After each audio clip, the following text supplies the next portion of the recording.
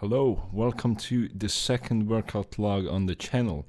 Today we're doing a lower body day. My split is upper body, lower body, rest, upper body, lower body, rest, rest.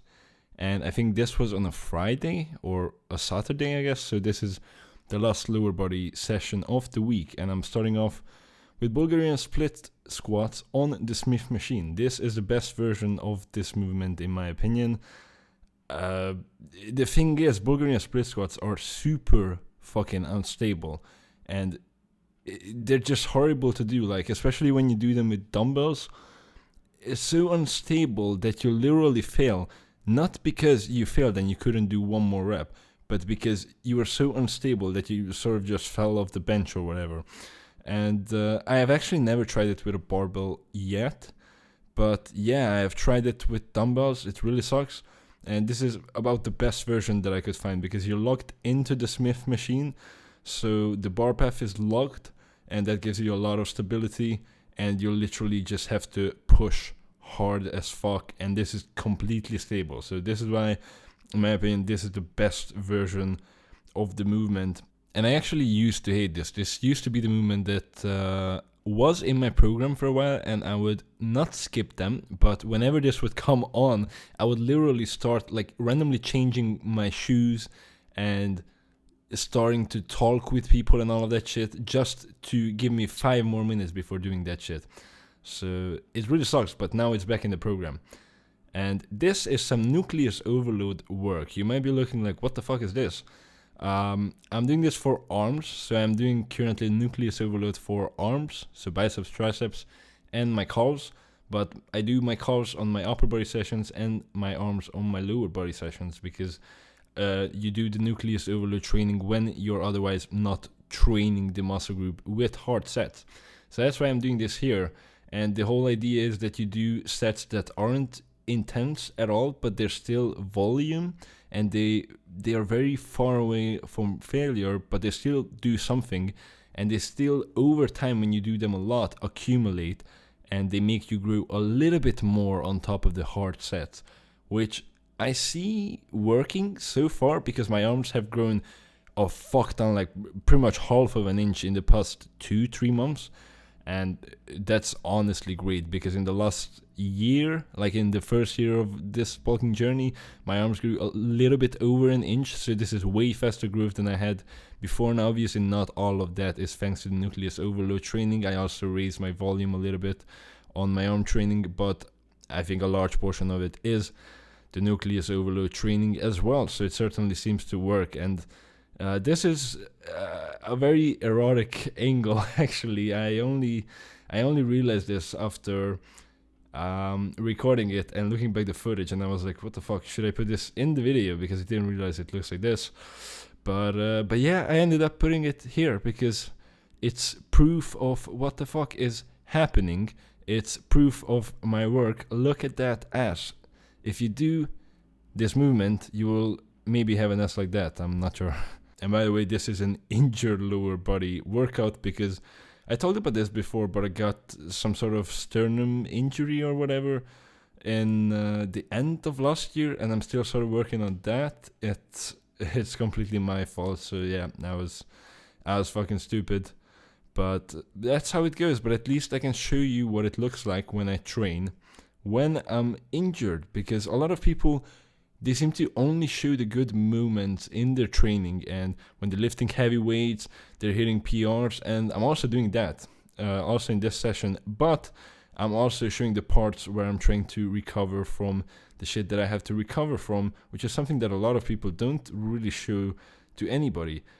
I'm pretty sure that every single fitness influencer that you follow has had at least one injury that got them either completely out of the gym or just partly limited them in their training for at least a couple of months, and you probably don't even know about it, or even if you do, you have never seen them train like that. You don't know what they do in that sort of situation. You don't know what that looks like, because they just don't want to show it. They want to show you the best movements, and they don't show you those, especially because, first of all, it's usually their fault, and second of all, nobody really knows what to do when you get injured. It seems to be a topic that nobody really talks about, and that's why I want to show what I personally do. And this is going to be a completely separate video that I'm going to make about my mindset when it comes to injuries. And obviously every single injury is different, but one thing that I seem to see with all of the injuries being the same is that when you get injured, what you need to do is to just get back into moving as quickly as possible and then build up slowly. And that's what I'm doing right now. So far you have seen me do the stuff that is actually difficult and that I can actually do. And this is one of those, but this movement I'm actually doing because of the injury, because normally I would have only RDLs here for my hamstrings mainly, but because I'm not able to do that with all of the weight that I used to do before, I am doing this for my hamstring, and somebody left this like this. Like, who the fuck is this psychopath? Anyways, here are the RDLs. So I'm doing both the RDLs and the other stuff. The RDLs obviously I'm doing because all of these movements that you used to do before you were injured, after you got injured, you will have to slowly build them up. You will have to start off with lightweight and then slowly build up to the weights that you used to use before. And that's what I'm doing here right now. I'm at 60 kilograms. And actually I'm doing something here where I'm doing some shrugs at the end of my sets. This is something that I do for my upper back, for my traps mainly, because they're terrible and I want to bring them up. And yeah, this is something that I'm going to be doing even when I get back to my weights that I used to be doing before having the whole injury. But the whole point is I'm building it up right now, and normally when I'm building something up, if I can do something to get in volume for that certain muscle group, I will do that. So for an example here, I have the hamstring curl to give me volume, high quality, good, actually intense sets for my hamstrings. And in the meanwhile, I have found the most stable machine in the gym. Look at this. People talk about stability all the time, how it's a must, and I agree. So that's why I use this machine every day. I'm just kidding, I have actually never used that. But back to the whole hamstring curl thing.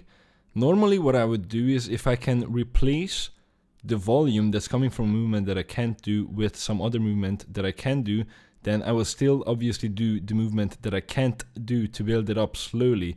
So for an example, high bar squat, I'm still going to do a high bar squat, but I'm only going to do like a set of 10, and that's it, because that's not where I'm getting my volume in from. I'm just trying to build that movement up, and I will get my volume in from something else that I can do, like a belt squat. So that's what I'm doing normally, but that's because I'm really only getting in volume to my quads and some volume to my lower back, but not really enough to the point where it matters when it comes to something like a squat.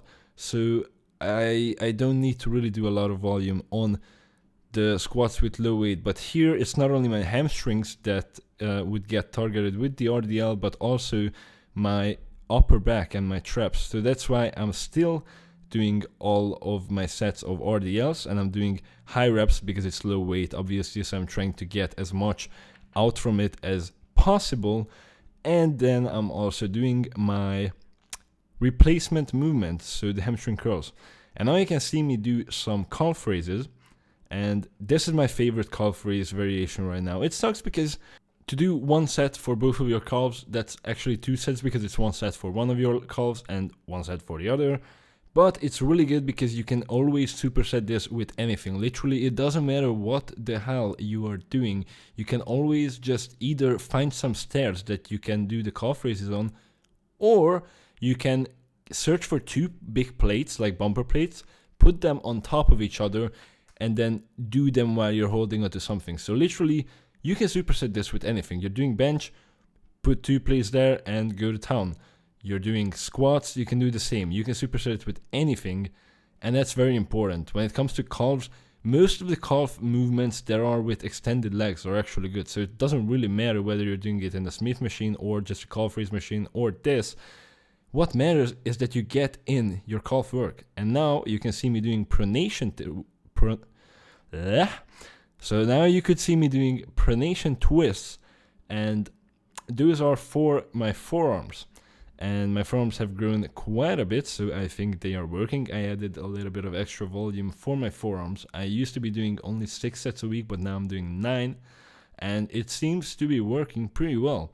And when it comes to the calves, I can actually tell you what I'm doing right now. So right now I have 6 sets of hard sets.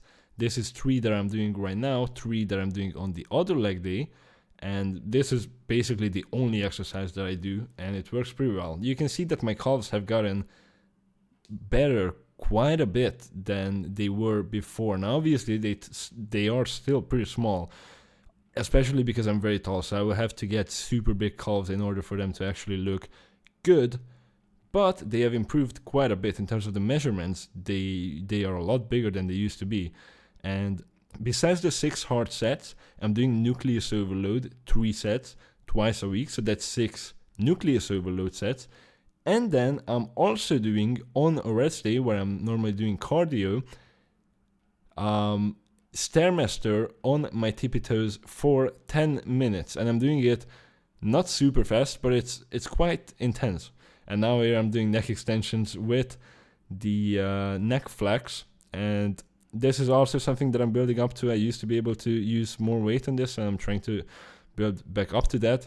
And I never realized how stupid this looks. And yeah, but I'm still doing it. And now, probably the most important part of the whole workout, arguably, the sit-ups, the ab work. This is a movement that I used to not do, and I kind of recently added them. And yeah, I'm doing them with 2.5 kgs, around 5-6 pounds right now. And I can do, I think, like 14, 16 reps or something. I don't know how much this first set was. I think it was 14 maybe. And yeah, and it's working pretty well. And you get a really good stretch with this. Now, it's very important that you do this movement correctly. So what a lot of people do is they do something like a crunch, where they hunch forward all the time. That does nothing. Literally, when it comes to sit-ups, do you remember when in school you had to do sit-ups on PE class? And you could, if you were some fit guy, you could probably do like 100. And I can as well. I can do 100 sit-ups without going to failure. And I can also do 20 with going to failure. It depends a lot on your form. And this is the kind of form that you need to be using. So first of all, you don't need to rest at the top. So you don't need to completely sit up, because then you will be able to rest at the top. You don't need that. You want tension throughout all of the time while you're doing the movement. Second of all, don't be hunched forward. You need to actually have your abs stretched. And especially when you're going down all the way, you should feel a giant stretch in your abs. And also you can see me not going down all the way. So like I'm going down all the way, but if that makes sense, but I'm not resting on the ground at the bottom. I'm just touching the ground, but I'm still holding myself with my abs. And then I'm immediately going up again. And I will just let you decide for yourself if you think it is working or not. You can see that I'm pretty high body fat at this point. I've been walking for a year and a half, I think, almost. And I still have abs, even without flexing.